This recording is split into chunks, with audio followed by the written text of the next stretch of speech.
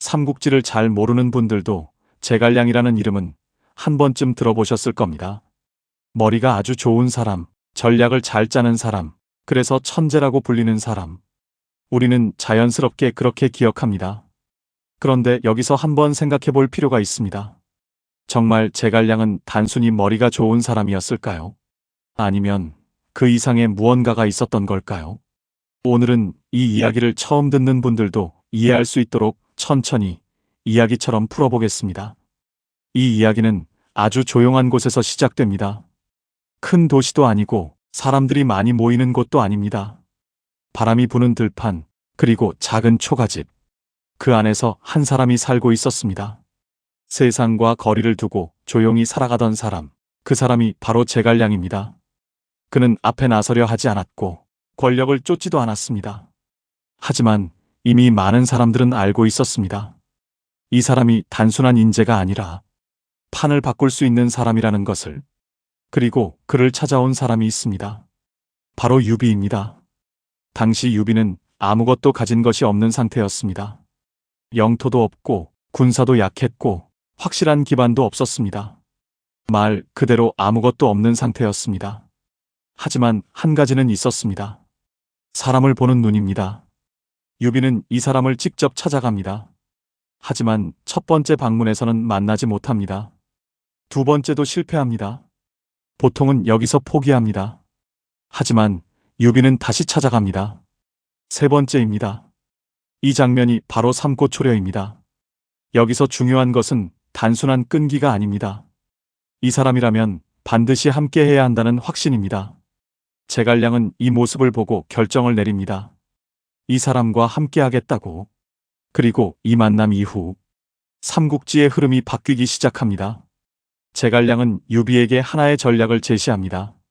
천하는 셋으로 나뉘게 될 것이다. 이것이 바로 천하삼분지계입니다.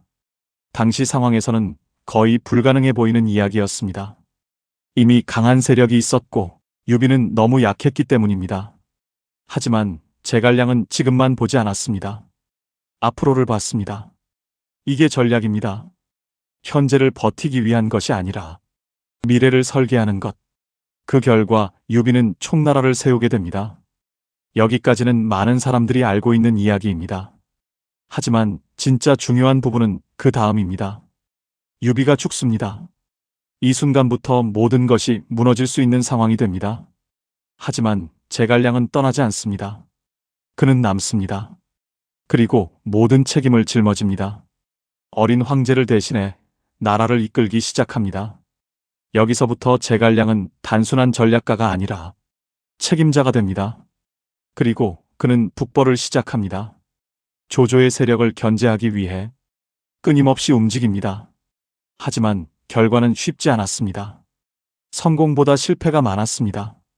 그럼에도 불구하고 그는 멈추지 않았습니다. 왜일까요? 이건 승부의 문제가 아니라 책임의 문제였기 때문입니다. 그는 유비와의 약속을 지키고 있었습니다. 그래서 끝까지 갑니다. 여기서 우리가 주목해야 할 부분이 있습니다. 제갈량은 모든 것을 직접 하려고 했습니다. 군사, 행정, 전략, 모든 것을 다 챙겼습니다. 이건 능력이 뛰어나다는 증거이기도 하지만 동시에 위험한 방식이기도 합니다. 결국 그의 몸은 버티지 못합니다. 점점 약해지고 점점 지쳐갑니다.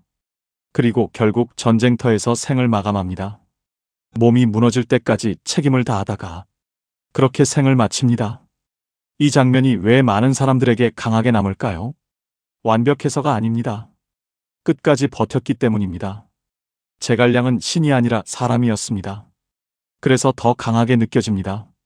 그는 실패도 했고 한계도 있었고 완벽하지도 않았습니다. 그럼에도 불구하고 우리는 그를 천재라고 부릅니다. 왜일까요? 그는 결과보다 태도를 남겼기 때문입니다. 사람들은 성공한 사람보다 끝까지 책임진 사람을 더 오래 기억합니다. 제갈량은 바로 그런 사람이었습니다. 그는 전략가였고 설계자였고 관리자였고 끝까지 책임진 사람이었습니다. 이 네 가지를 모두 가진 사람은 많지 않습니다. 그래서 그는 지금까지도 기억됩니다. 이 이야기는 단순한 역사 이야기가 아닙니다. 지금 우리의 삶에도 그대로 적용됩니다. 사람을 보는 눈, 미래를 설계하는 힘, 그리고 끝까지 책임지는 태도. 이 세 가지가 결국 결과를 만듭니다. 그래서 제갈량은 지금까지도 천재로 불립니다. 조금 더 깊이 들어가 보면 제갈량은 단순히 전략을 잘 짠 사람이 아니라 판 전체를 읽는 사람이었습니다. 보통 사람은 눈앞의 문제를 봅니다. 하지만 제갈량은 그 문제 뒤에 있는 구조를 봤습니다. 왜 이런 일이 생겼는지, 앞으로 무엇이 무너질지, 어디를 막아야 전체가 버틸 수 있는지를 먼저 생각했습니다. 이런 사람은 어느 시대에나 귀합니다. 조직에서도 그렇고, 사업에서도 그렇고, 사람 관계에서도 그렇습니다. 당장 보이는 일만 처리하는 사람은 많지만, 앞으로 무슨 일이 생길지 미리 보고 준비하는 사람은 많지 않습니다. 그래서 제갈량은 지금 시대에도 통하는 인물입니다. 그는 옛날 사람인데도 우리가 지금 살아가는 세상과 닮아 있습니다. 한정된 자원, 부족한 사람, 불안한 미래, 그 속에서 어떻게든 버텨야 하는 상황. 그럴 때 필요한 사람이 바로 제갈량 같은 사람입니다. 화려하게 앞에 나서는 사람보다 전체를 설계하고 실수를 줄이고 사람을 제자리에 놓는 사람. 이런 사람이 결국 조직을 살립니다. 제갈량은 그런 사람의 대표적인 예입니다. 하지만 여기서 또 하나 중요한 점이 있습니다. 제갈량은 너무 많은 것을 혼자 짊어졌습니다. 유능한 사람에게는 일이 몰립니다. 왜냐하면 잘하기 때문입니다. 사람들은 점점 그 사람에게 의지하게 됩니다. 그러면 처음에는 성과가 납니다. 그런데 시간이 지나면 문제가 생깁니다. 모든 것이 한 사람에게 몰리기 시작하면 그 조직은 강해 보이지만 사실은 위험해집니다. 제갈량의 총나라가 그런 면이 있었습니다.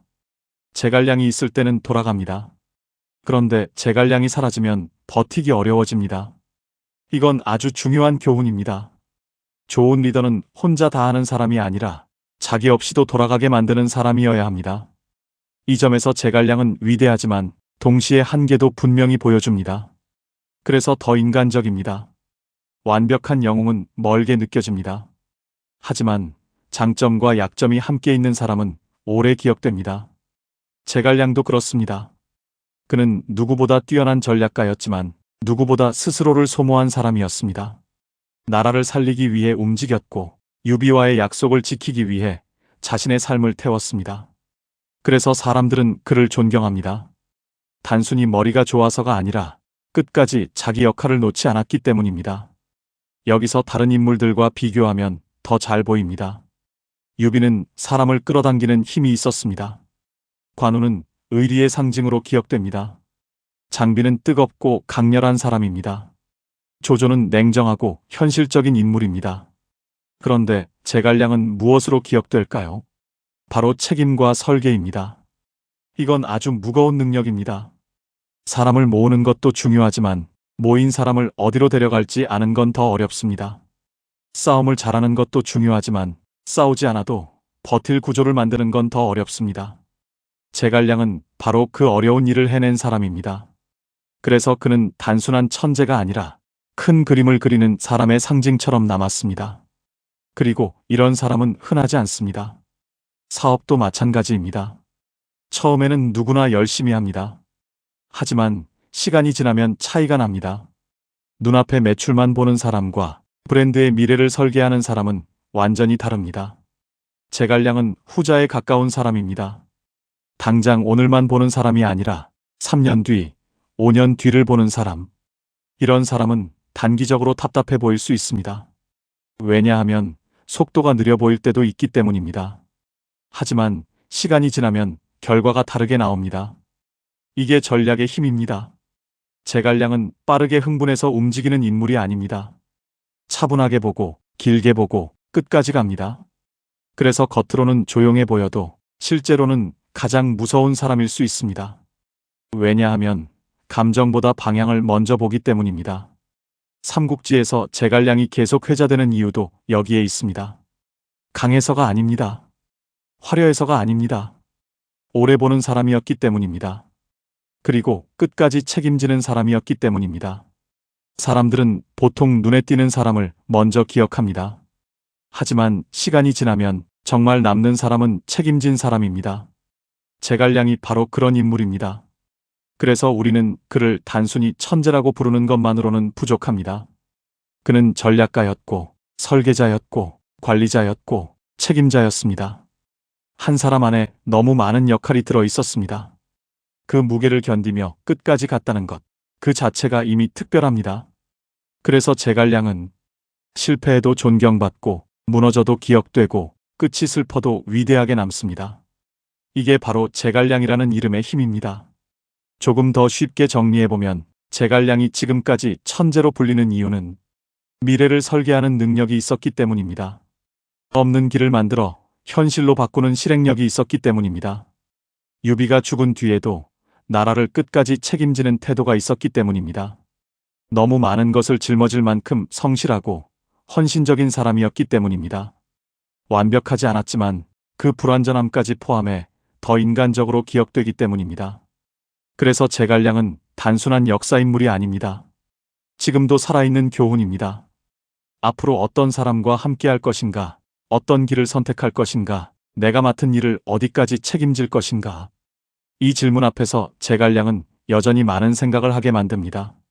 진짜 천재는 재능만 있는 사람이 아닙니다. 자기 재능을 오래 책임으로 연결한 사람입니다. 제갈량이 지금까지도 천재로 불리는 이유가 바로 거기에 있습니다.